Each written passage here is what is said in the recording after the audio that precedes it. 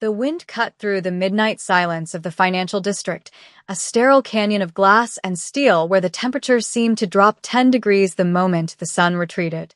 Junho sat in the back of the armored sedan, his reflection ghosting against the window, a man who had spent the last 5 years building an empire on discipline and terrifying precision. He was the architect of the city's shadow economy, a man who moved millions with a quiet nod, yet tonight, the silence of the car felt suffocating. The convoy slowed as it navigated the turn near the public park, a patch of green that had turned gray under the sodium streetlights, a place where the city's forgotten drifted when the shelters reached capacity. Junho usually never looked. To look was to acknowledge a chaos he couldn't control, and he was a man who required absolute order. But something caught his eye, a flash of familiar blue denim against the brutalist concrete of a park bench. It was a texture that didn't belong in this district, a rigid, faded fabric that spoke of survival rather than leisure. He signaled the driver to stop, a sharp gesture that brought the heavy vehicle to a halt instantly. His security detail stiffened, hands moving to earpieces, but Junho was already opening the door, stepping out into the biting air. He walked toward the bench, the sound of his Italian leather shoes clicking against the pavement, a rhythm of authority disrupting the quiet. The figure on the bench was curled tight, knees pulled to chest, trying to preserve heat. She was wearing a denim jacket that looked 2 sizes too big and a thin gray shirt that offered no protection against the frost settling on the metal slats. Her face was turned away, buried in the crook of her arm, but the curve of her neck, the way her hair fell in a chaotic cascade of dark curls, sent a jolt of recognition through him that felt like a physical blow. Juno froze. His breath hitched in his throat, condensing in the cold air. He took another step, his heart hammering against his ribs with a violence he hadn't felt since his early days in the subterranean fighting pits of Seoul. He reached out, his hand trembling slightly, and touched the shoulder of the denim jacket. The woman flinched violently, gasping as she scrambled upright, clutching an old, tattered manila envelope to her chest, as if it contained diamonds. The streetlight caught her face, illuminating the sharp cheekbones, the exhausted shadows beneath her eyes, and the unmistakable beauty that had haunted his dreams for 3 years. It was Camille, his Camille, the woman he had let go because he thought his world was too dangerous for her light. He stared at her, his mind unable to reconcile the vibrant, brilliant woman he had known with this shivering, terrified figure sleeping on a park bench. The shock paralyzed him for a second longer before rage, hot and searing, flooded his veins, not at her, but at the universe that had allowed this to happen. "Camille," he whispered, his voice cracking, stripping away the veneer of the untouchable boss. She blinked, her eyes adjusting to the glare of the headlights behind him, and for a moment, he saw the flicker of recognition, followed immediately by a wall of shame. She pulled the denim jacket tighter, trying to shrink into herself, to disappear into the wood of the bench. "Junho," she breathed, the name sounding foreign on her dry lips. She looked down at the envelope in her hands, her knuckles white. He followed her gaze. The envelope was thick, worn at the edges, covered in scribbled calculations and dates. It wasn't drugs. It wasn't a bottle. It was paperwork. He knew the look of bureaucracy. He knew the weight of paper that carried life sentences in fine print. She wasn't an addict. She was a casualty. He dropped to his knees, ignoring the dirt, ignoring his men watching from the car, and placed his hands over hers. "What is this?" he demanded, his voice low and urgent. "Why are you here?" You were supposed to be in Chicago. You were supposed to be running that gallery." Camille pulled her hands back, the friction of her rough skin against his smooth palms serving as a jarring reminder of the distance between them now. She didn't look at him, her gaze fixed on the pavement where the frost was beginning to sparkle. "There is no gallery, Junho," she said, her voice steady but threaded with a deep, resonating exhaustion that terrified him more than her tears would have. "There's nothing. Just debt. Just lists of people I can't pay and places I can't stay." She clutched the envelope tighter. "Please, go back to your car. You look expensive. You don't belong here." The irony hit him like a physical strike. He was the one who controlled the streets, yet seeing her here, He felt like an intruder in a world of suffering he had chosen to ignore. He reached for the envelope, gently, but with a command that wouldn't be refused. She resisted for a second, then let go, her strength failing. He opened the flap. Inside, there wasn't a stash of illicit cash. There was a stack of rejection letters, eviction notices, and a small, clear plastic bag containing bills and coins. He counted it instantly with a glance. $42. That was it. That was the sum total of her existence. And beneath the money was a letter from a legal firm, a firm he recognized. A firm that handled cleanup for corporate developers in his sector. "You didn't leave because you stopped loving me," he said, the realization dawning on him with the weight of a collapsing building. He stood up, extending a hand to her. She looked at it, then at him, her pride warring with her survival instinct. "I left because I refused to be bought," she corrected, her eyes flashing with a sudden, fierce spark that reminded him of the woman who had once challenged him at a charity gala, the woman who had captivated him instantly. "And when you refuse to be bought by the wrong people, Junho, they make sure you can't sell your skills to anyone else." She tried to stand on her own, using the back of the bench for support, but her legs buckled. Junho moved faster than thought, catching her before she hit the ground. He swept her up into his arms, the lightness of her frame sickening him. She had lost weight, too much weight. "Put me down," she murmured, but the fight was draining out of her. "I can't go with you. I can't be part of your debt ledger." "You aren't a debt," he said, his jaw set so tight his teeth ached. He carried her toward the car, the security detail scrambling to open the door. The warmth of the vehicle rushed out to meet them, a stark contrast to the freezing reality she had been living in. He placed her gently on the leather seat, the scent of expensive cedar and conditioned air enveloping her. She looked around the interior, her eyes wide, contrasting the luxury with her dusty denim jacket. He climbed in beside her and signaled the driver to move. "Take us to the penthouse," he ordered, his voice devoid of emotion, masking the turbulence inside. "And call Dr. Park. Tell him to meet us there." Now, Camille leaned her head back against the seat, clutching the envelope again. "It wasn't an accident," she whispered, eyes closing. "They took everything, Junho. They didn't just fire me. They erased me." The drive to the penthouse was a blur of city lights streaking past the tinted windows, a visual metaphor for how fast life could move when you had power and how static it became when you had none.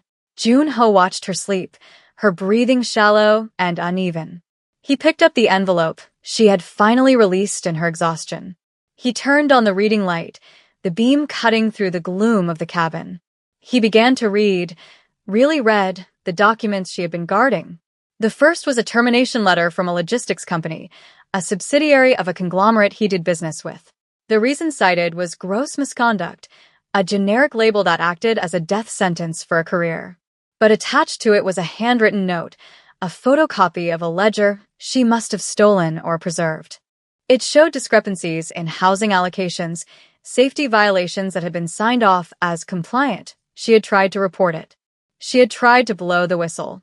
And in response, the system had crushed her. He flipped to the next page. A credit report. Systematically destroyed. Identity theft charges that looked fabricated, legal fees that had drained her savings, a lawsuit for defamation that had been settled out of court for everything she owned. The name of the plaintiff on the lawsuit made Junho's blood run cold. Quan Investments. It was a shell company. One of his shell companies. The realization hit him with the force of a bullet. The machinery he had built to launder money and secure real estate, the machinery he thought he kept separate from the innocent civilians of the city, had been weaponized against the woman he loved. Someone inside his organization, someone with access to the levers of his power, had done this. She hadn't just fallen through the cracks of society. She had been pushed by his own hand, or at least, a hand he controlled. He looked at her sleeping form, the denim jacket stained with the grime of the city he claimed to rule, and felt a wave of nausea. He had built a kingdom to protect himself, and that very kingdom had devoured her. The elevator opened directly into the penthouse, a sprawling expanse of marble and floor-to-ceiling glass overlooking the skyline. It was silent, pristine, and suddenly felt like a mausoleum. He carried her to the guest suite, the one with the softest sheets, the room that caught the morning sun. He laid her down, removing her shoes, worn sneakers with holes in the soles, and covering her with a duvet that cost more than she had earned in the last year. Dr. Park arrived minutes later, a discreet man who asked no questions. As the doctor examined her, Junho retreated to his office, the glass-walled command center where he made life-and-death decisions. He threw the envelope onto his mahogany desk. The contents spilled out. The timeline was clear. She had been fired 3 months after they broke up. The eviction was 2 months later.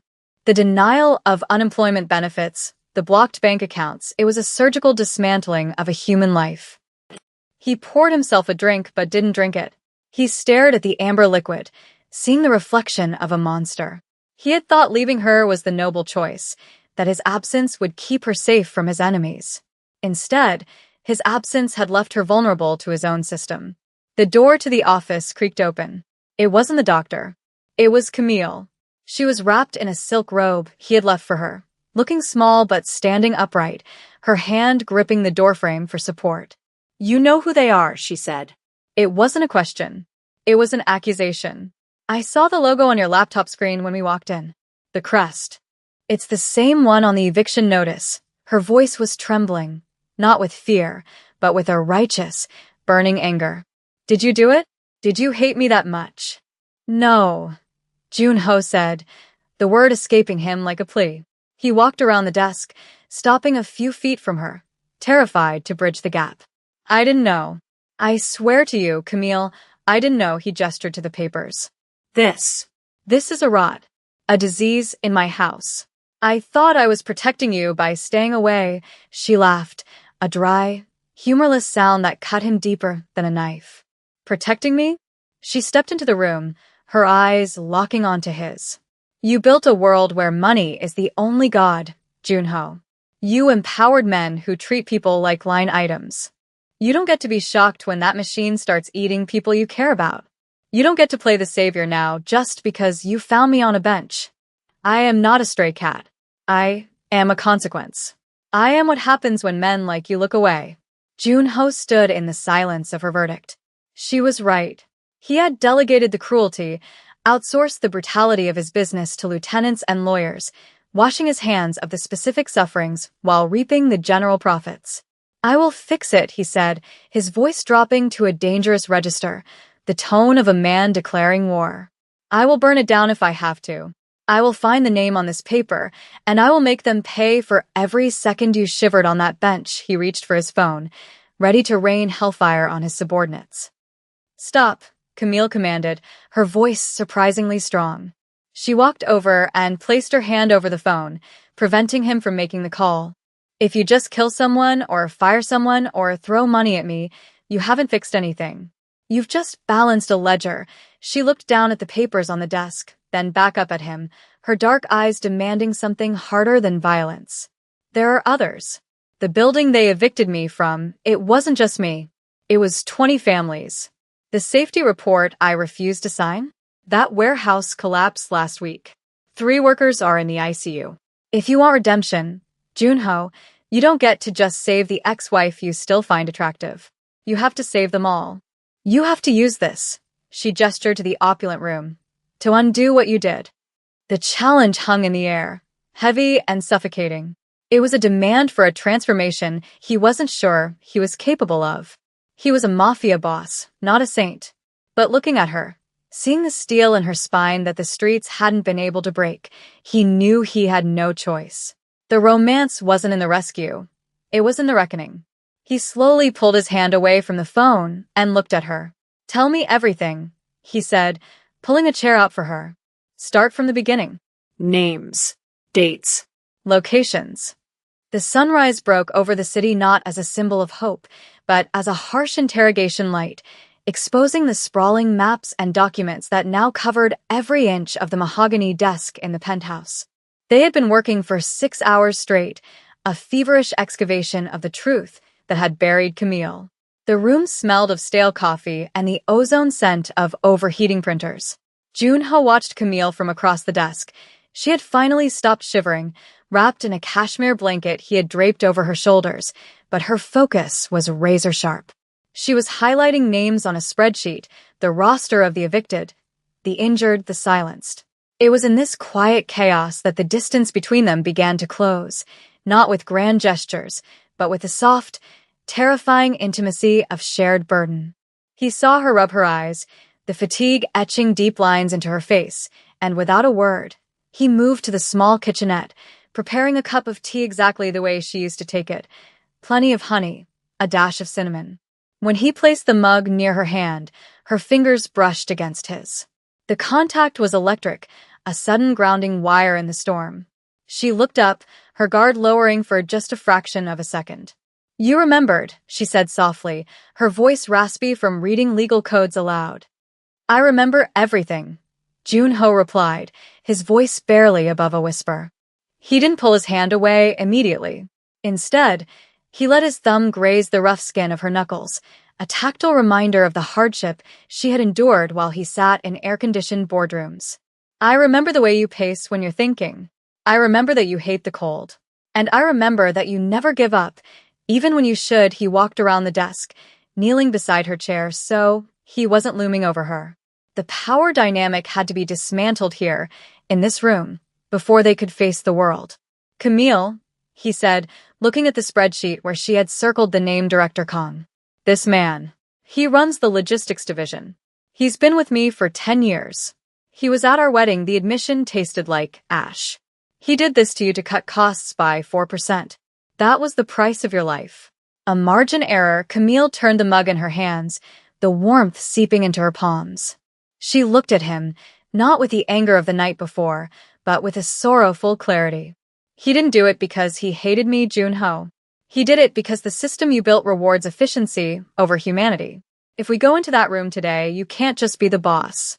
You have to be the traitor to your own creation."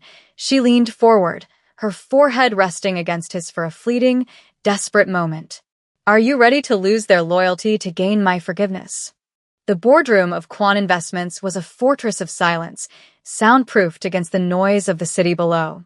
12 men in tailored suits sat around the long glass table, their posture rigid, sensing the shift in atmospheric pressure as Jun-ho entered. He didn't sit at the head of the table. He stood by the door, holding it open. Camille walked in. The silence that followed was heavy, filled with the rustle of unease. She was no longer wearing the denim jacket.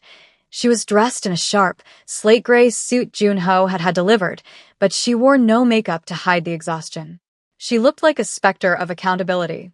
Director Kong, a man with silver hair and a smile that didn't reach his eyes, stood up, feigning polite confusion. "Sir, I wasn't aware we had external guests for the strategy meeting." Jun-ho's expression was unreadable, a mask of stone. "This isn't a strategy meeting, Kong. It's a performance review." He nodded to Camille. She stepped forward, placing the thick envelope of evidence in the center of the table. The sound of it hitting the glass echoed like a gunshot. "3 months ago," Camille began, her voice steady, projecting to the back of the room without shouting, "you authorized a structural bypass on the West District housing project. You cited expedited zoning as the reason." She opened the folder, sliding a photo across the table, an image of a cracked support beam she had taken on her phone days before her eviction. "This is what expedited zoning looks like. It looks like a ceiling collapsing on a child's bed." Kang's smile faltered. He looked at Jun-ho for support, for the unspoken code of brotherhood that usually protected them. "Sir, the woman is clearly emotional. These are standard industry variances. We saved the company $12 million this quarter." Jun-ho walked slowly toward Kong, his footsteps heavy. He stopped behind the director's chair, his hands resting on the leather backrest. 12 million. Jun-ho repeated, the number hanging in the air. He looked at Camille, seeing the unwavering strength in her eyes, a strength that money couldn't buy and poverty couldn't steal. "I found my wife sleeping on a bench in the cold because of your $12 million, the room gasped. He hadn't called her his ex-wife. "She isn't emotional, Kong. She is precise. And she is the new head of auditing. Explain the variances to her." He pulled the chair out, signaling for Kong to stand, effectively stripping him of his seat and his power. Camille didn't flinch. She locked eyes with the man who had ruined her life and didn't blink. Sit down, she told the room. We have a lot of work to do. The aftermath of the purge was a different kind of violence, the violence of upheaval. By evening, the office was in chaos. Security teams were escorting executives out of the building. Forensic accountants were seizing hard drives. The empire was eating itself to survive.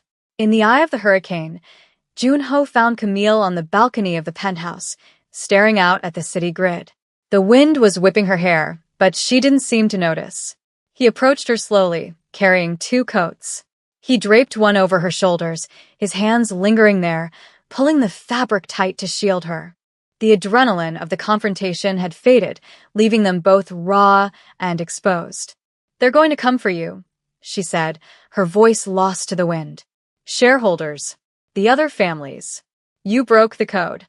You chose a person over the profit. She turned to face him, her eyes searching his. Why? You could have just written me a check and sent me away. It would have been cleaner. Junho stepped closer, closing the gap until he could shield her from the wind with his own body. The city lights reflected in his dark eyes, but his focus was entirely on her. I spent 3 years thinking that power meant invulnerability, he confessed, his voice rough with emotion. I thought if I was strong enough, nothing could touch me. But last night, when I saw you on that bench, I realized I had built a castle on a graveyard. He reached up, his hand cupping her cheek, his thumb tracing the line of her jaw. It was a touch of reverence, a silent apology for every day they had been apart. There is no clean way to leave the person who holds your soul, Camille. I am not choosing a person over profit. I am choosing my life over my death. Because a life without you, a life where I let you suffer, is just a slow death. Camille leaned into his touch, her eyes fluttering closed, a single tear escaping. For the first time in years, she allowed herself to be held, not out of weakness, but out of a shared need for anchor. I'm scared, she whispered against his chest. I'm scared that we can't fix it. He wrapped his arms around her, burying his face in her hair. We don't have to fix it all tonight. We just have to promise not to look away. The next week was a blur of concrete action, a grueling marathon of restitution that tested their resolve. It wasn't enough to fire the corrupt. They had to rebuild what was broken. Junho drove Camille to the site of the tenement building in the West District, the place where the eviction notices had first been served. It was a gray, crumbling structure, the embodiment of neglect. But today, it was surrounded by scaffolding. Construction crews, paid for by the personal liquidation of Junho's luxury car collection, were already working. He walked a few paces behind her, letting her lead. This was her victory, not his. He watched as she spoke to the families who had gathered, women holding children, men with workmen's hands who looked at Junho with suspicion but at Camille with recognition. She was one of them. She had survived the cold with them. He stood by the perimeter, watching her point to the blueprints, explaining the new safety retrofits, the rent freezes, the ownership transfer clauses he had forced his lawyers to draft. A young girl, no older than 5, ran up to Camille and tugged on her pants leg. Camille knelt down, smiling, a genuine, radiant smile that Junho hadn't seen in years. It broke him and remade him all at once. He realized then that redemption wasn't a destination, it was a daily labor. He walked over, joining the circle. He didn't speak over her. He stood beside her, a silent sentinel. When she introduced him not as the boss, but as the partner who was going to make this right, the suspicion in the crowd didn't vanish, but it softened. He handed a pen to the community leader to sign the new deed. This isn't charity, Junho said, his voice firm, addressing the crowd but looking at Camille. This is a debt payment. We are just balancing the books. Camille looked at him, surprised by his use of her own logic, and a soft, proud smile touched her lips. She reached out and squeezed his hand, a public declaration of unity that meant more than any press release. That night, the penthouse felt different. The sterile silence was gone, replaced by the quiet hum of a shared life beginning again. They sat on the floor of the living room, surrounded not by eviction notices, but by architectural plans for a community center. The fire in the hearth cast a warm, golden glow over the room. Camille had fallen asleep with her head on Junho's lap, her breathing deep and even, the sleep of the safe. He sat motionless, afraid to wake her, his hand resting protectively on her shoulder. He looked at the paperwork, the millions of dollars he had signed away, the enemies he had made, the dangerous path that lay ahead. And then he looked at her face, relaxed and peaceful. The trade was worth it. She stirred, blinking her eyes open, catching him watching her.